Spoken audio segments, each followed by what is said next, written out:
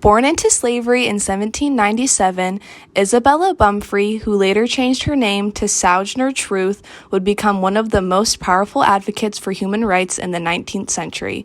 In the following excerpt of her biography, Sojourner Truth, also known as Isabella, narrates her experience as a slave, the trials and tribulations of receiving her freedom, and the source of her deep spirituality. The subject of this biography, Sojourner Truth, as she now calls herself, but whose name, originally, was Isabella, was born, as near as she can now calculate, between the years 1797 and 1800. She was the daughter of James and Betsy, slaves of one Colonel Ardenburg, Hurley, Ulster County, New York. Colonel Ardenburg belonged to that class of people called Low Dutch. Of her first master she can give no account, as she must have been a mere infant when he died, and she, with her parents and some 10 or 12 other fellow human chattels, became the legal property of his son, Charles Ardenburg. She distinctly remembers hearing her father and mother say that their loss was a fortunate one. Master Charles was the best of the family, being, comparatively speaking, a kind master to his slaves. James and Betsy having, by their faithfulness, docility, and respectful behavior, won his particular regard, received from him particular favors, among which was a lot of land lying back on the slope of a mountain, where, by improving the pleasant evenings and Sundays, they managed to raise a little tobacco, corn, or flax, which they exchanged for extras, in the articles of food or clothing for themselves and children. She has no remembrance that Saturday afternoon was ever added to their own time, as it is by some masters in the southern states.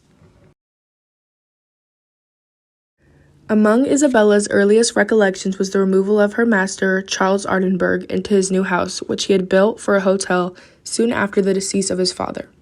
A cellar under this hotel was assigned to his slaves as their sleeping apartment. All the slaves he possessed, of both sexes, sleeping, as it is quite common in the state of slavery, all in the same room. She carries in her mind to this day a vivid picture of the dismal chamber, its only lights consisting of a few panes of glass through which she thinks the sun never shone, but thrice reflected rays, and the space between the loose boards of the floor and uneven earth below was often filled with mud and water, the uncomfortable splashings of which were as annoying as its noxious vapors must have been chilling and fatal to health. She shudders even now as she goes back in memory and revisits the cellar and sees its inmates, both sexes and all ages, sleeping on those damp boards like a horse with little straw and blanket, as she wonders not at the rheumatisms and fever sores and places that distorted the limbs and racked the bodies of those fellow slaves in afterlife.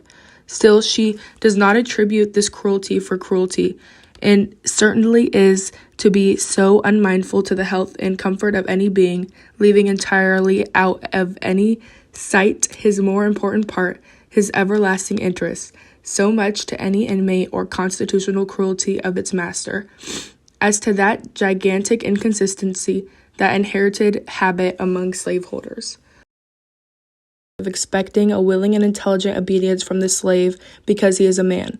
At the same time, everything belonging to the soul-harrowing system does its best to crush the last vestige of a man within him. And when it's crushed, and often before, he is denied the comforts of life on the plea that he knows neither the want nor the use of them, and because he is considered to be a little more or a little less than a beast. Isabella and Peter, her youngest brother, remained with their parents, the legal property of Charles Ardenburg, till his decease, which took place when Isabella was 9 years old. Isabella's father was very tall and straight when young, which gave him the name of Boomfree, Low Dutch for tree at least. This is Sojourner's pronunciation of it, and by this name he usually went. The most familiar appellation of her mother was Mama Bet. She was the mother of some 10 or 12 children, though Sojourner is far from knowing the exact number of her brothers and sisters, she being the youngest, save one, and all older than herself having been sold before her remembrance. She was privileged to behold 6 of them while she remained a slave.